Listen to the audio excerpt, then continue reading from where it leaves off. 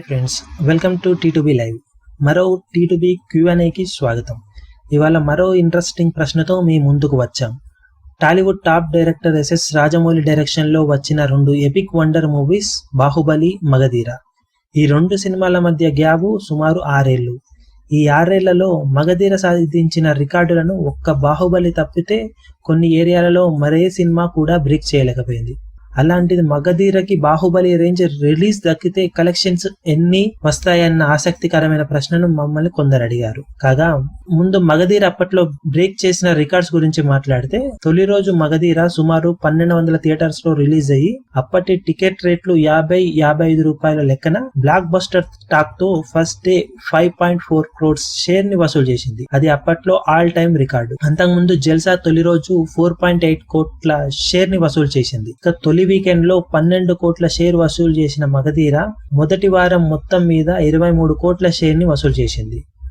అదే బాహుబలి తొలి రోజు మిక్స్డ్ టాక్ తో 1500 థియేటర్స్ లో రిలీజ్ అయ్యి 22.40 కోట్ల షేర్ ని వసూలు చేసింది. వీకెండ్ పూర్తయ్యేసరికి 47 కోట్లు, వీక్ పూర్తయ్యేసరికి 65 కోట్ల షేర్ ని వసూలు చేసింది. అదే మగధీర ఇప్పుడు అన్ని థియేటర్స్ లో పెరిగిన టికెట్ రేట్స్ మధ్య రిలీజ్ అయ్యి ఉంటే అత్యధిక ప్రీమియర్ షోలతో ఖచ్చితంగా బాహుబలి కన్నా 2-3 కోట్లు ఎక్కువే కలెక్ట్ చేసేది అని చెప్పొచ్చు. ఇక వీకెండ్ కూడా 50 కోట్ల లోపు ఖచ్చితంగా వచ్చేవి. అలాగే తొలి వారంలో ఖచ్చితంగా 80 కోట్ల వసూళ్లు వచ్చేవని చెప్పొచ్చు.